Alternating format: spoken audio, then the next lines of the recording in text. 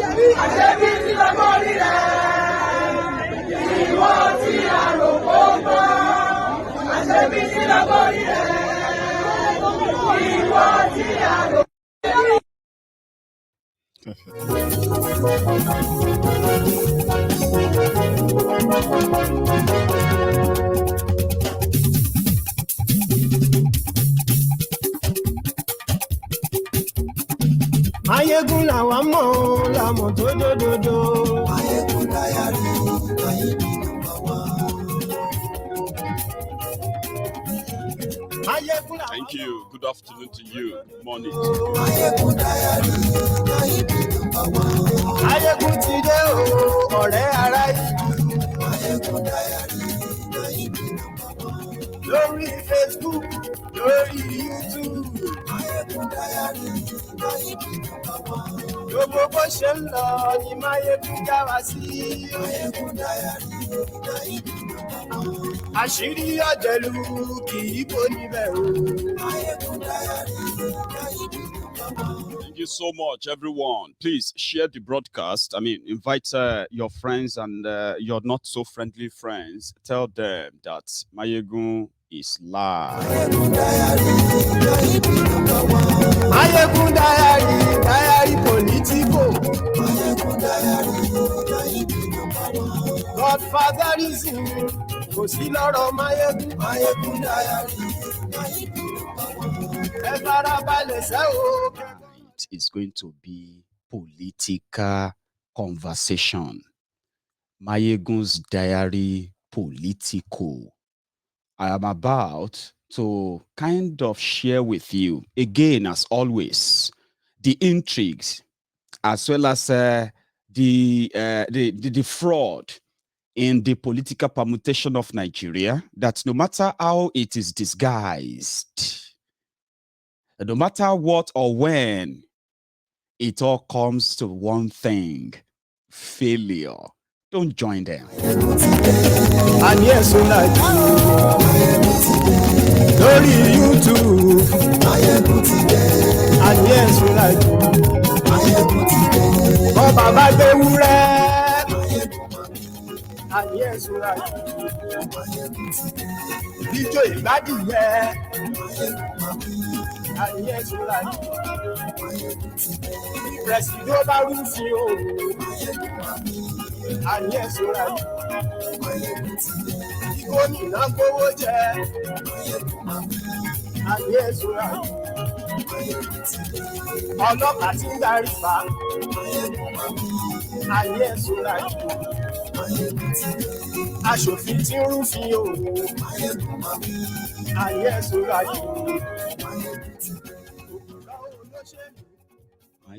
We thank you very much. So if you have read the caption of the broadcast, the description, I mean, it won't be too difficult for you to blend into this conversation. At the end of the day, well, maybe you can pick or learn one or two things. Why many of us choose never to be part of the charade, whatever they put together, in that contraption called rescue mission, whatever they call it, change, next devil, upper level, whatever it is, whoever it is, as long as it is within, I mean, it is with the same arrangement that brought Nigeria to this state, right? We will never be part of it because we can see through the lies. There's no point in trying to plant tomato and then expect to harvest cassava. It doesn't work that way. And that is why some of us who knows that if everyone agrees that, well, if you really love Nigeria, why not ask those who are residing in Nigeria and those who you call Nigerians if they want to keep this contraption? That is the question they are avoiding. And then we are now in the season of presidential bazaar. Everyone can be president. And listen, the way politics of Nigeria works, right? Even they themselves, they believe it in their local parlance that 24 hours is a very long time in politics. If they ever conduct any of their charade election, sometimes these intrigues, this act, and all these, all these things that are happening that you should possibly be noticing, they will kind of become meaningful. And that is why, for those of us who have seen through the lies and we can see through the whole thing, we encourage others that don't join them. Whatever they are doing is for their own interest, not even in the interest of that Nigeria. Talk less of you, the Nigerians. And as they say, if you throw the fan, if you throw it 1,000, if you throw it up 1,000 times, it is always going to land flat. That's exactly what Nigeria is. So these characters are coming out today.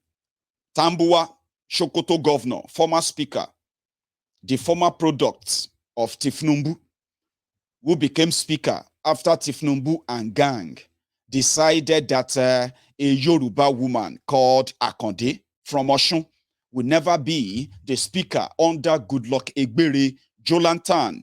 That was how Tambuwa came to prominence when the PDP, APC, and PDP, ACN made him the speaker. So Tambuwa came out today, wants to be president. And this is not the first time we've been hearing it. We have also been hearing that is a what do you call it? A sort of a body to Wike. But the shocker that came today, that is not really a shocker, is that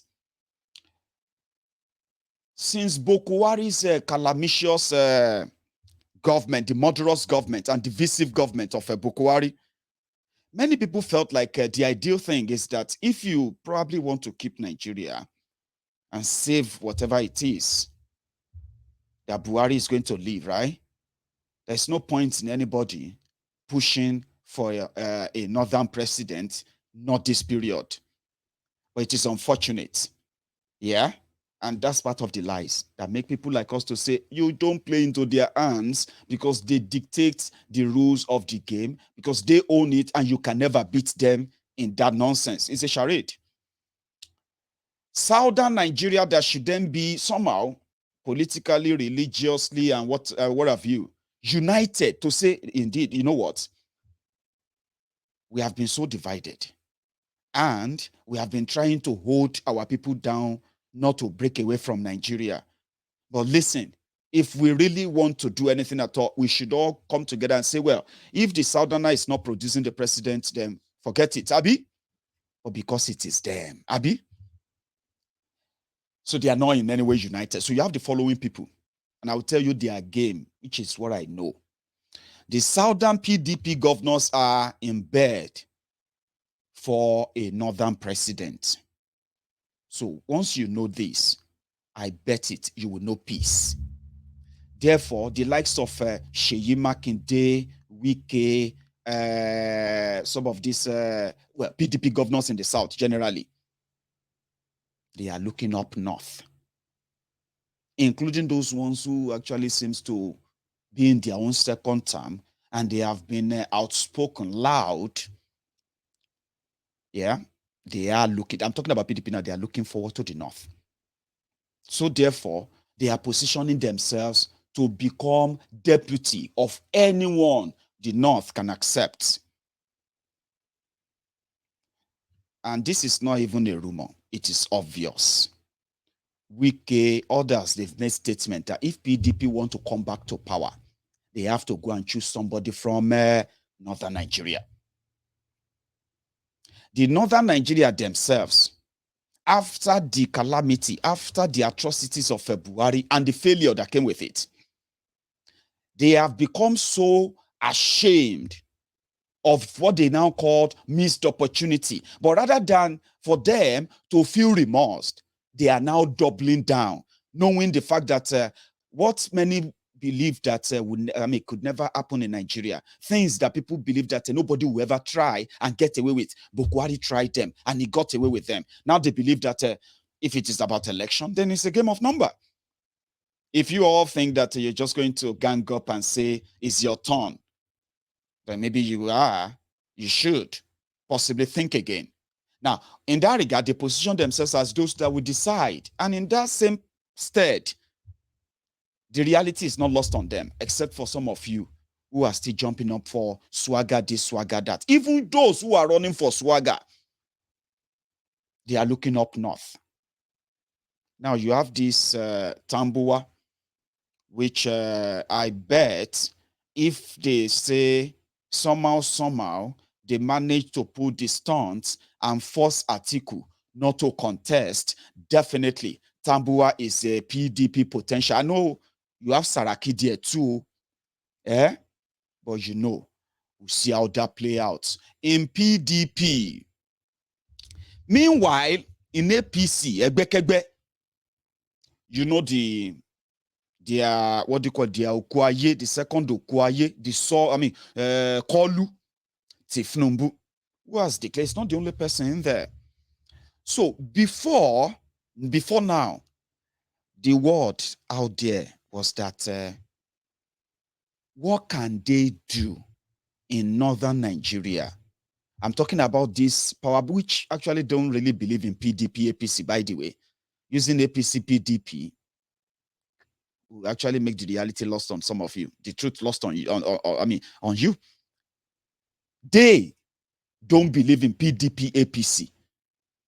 They believe in and it is not just them, it is all over Nigeria.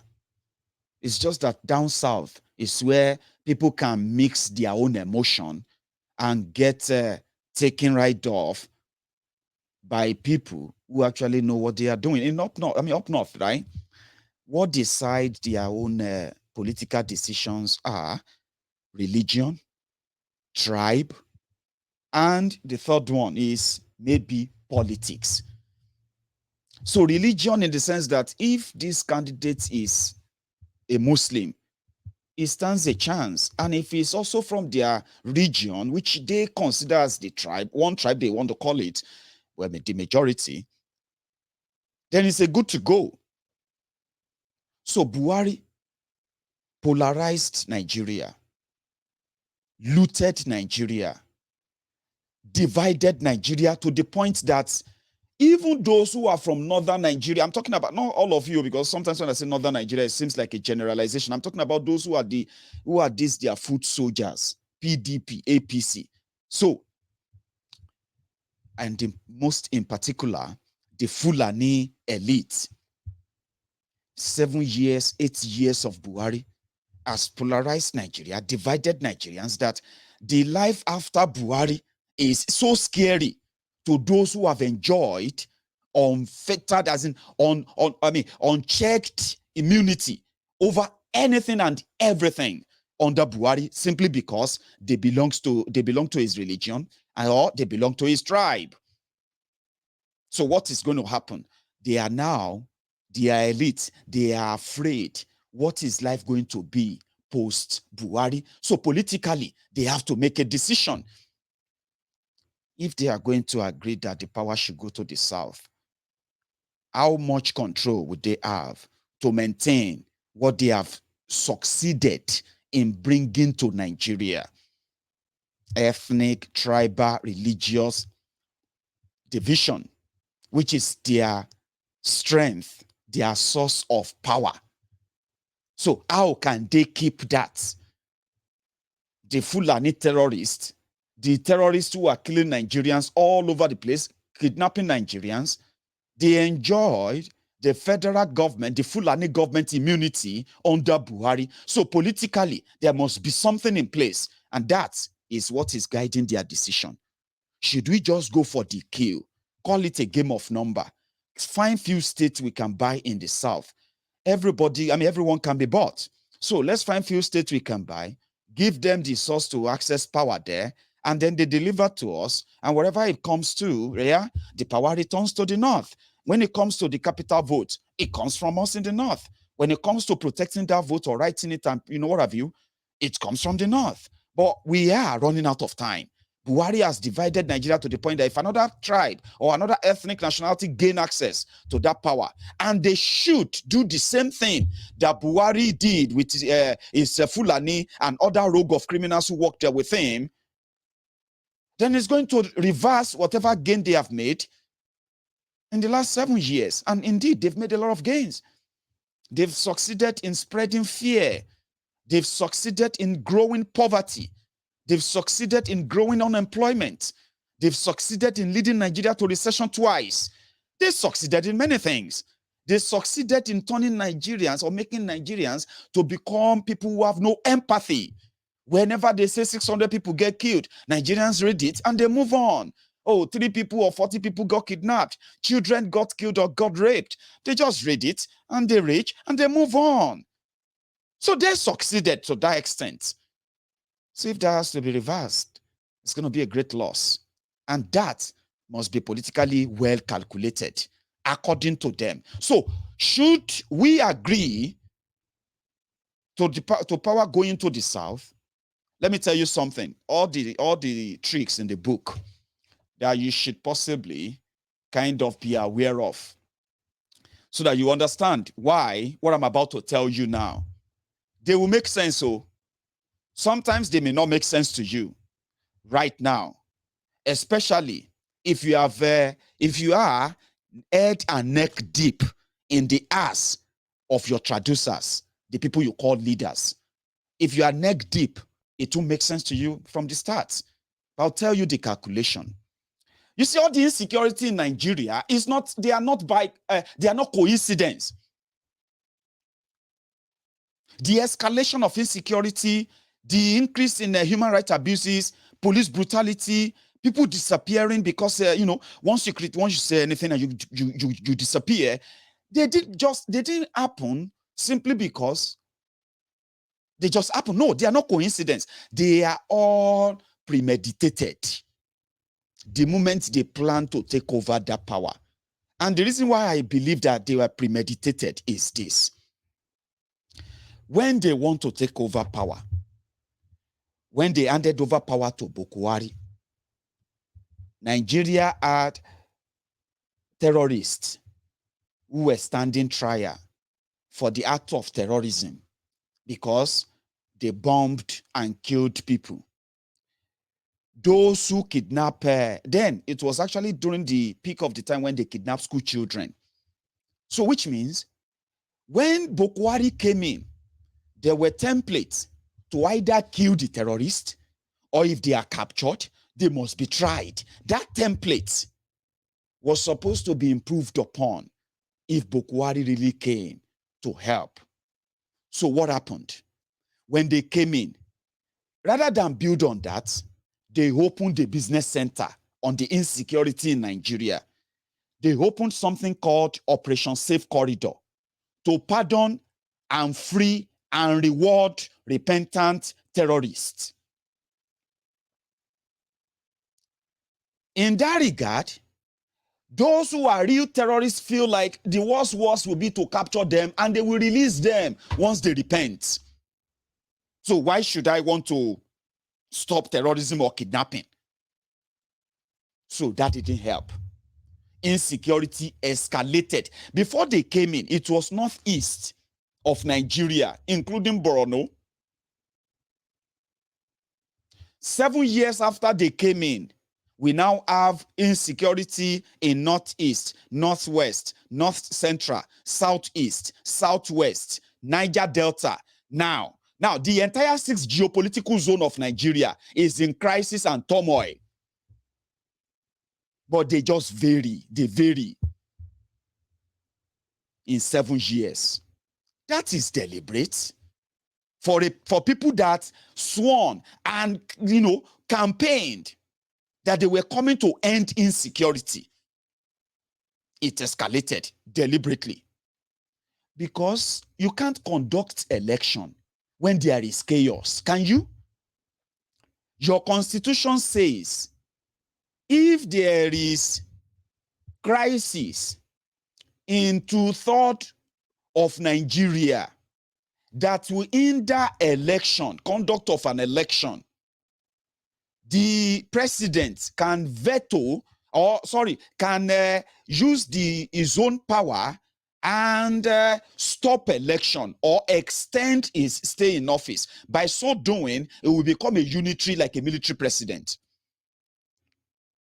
Nigeria is in chaos every day, even in Syria, where they are fighting war. They are not killing people in Syria daily as much as people they are killing in Nigeria every day. But they make you believe there is no problem, there is no war. So politically, Boko Haram and gang, they are in that advantage position. If all plan fails, you can't conduct. It will just take the INEC chairman. They will say, INEC, can we conduct election? Nigerian military, Nigerian defense, Nigerian service chiefs, security-wise, can we conduct election? We don't think we can conduct election. Yes, we can conduct election, but we can't conduct election in this place, that place. By the time they list half of the geopolitical zones, by law, Buhari can extend the date. And everybody where they campaign now, they will have to go home until there is security satisfaction for them to do election. Buhari know if you try that, I just gave you one. He will try many things.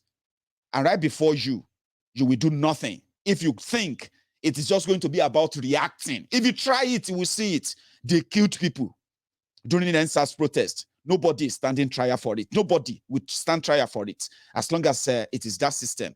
So don't say we will not try that. In fact, it will be good for them to try it. But that's just one among things that can make them keep the power in northern Nigeria. Insecurity. Deliberate. The second one, they also told us they attempted. Sorry, one sec. I want to acknowledge these people. The first one is my brother Kalu Okpara. Thank you very much for your super sticker, by the way. I appreciate that. And then same goes to Maazi Obi Unto Donke. Thank you.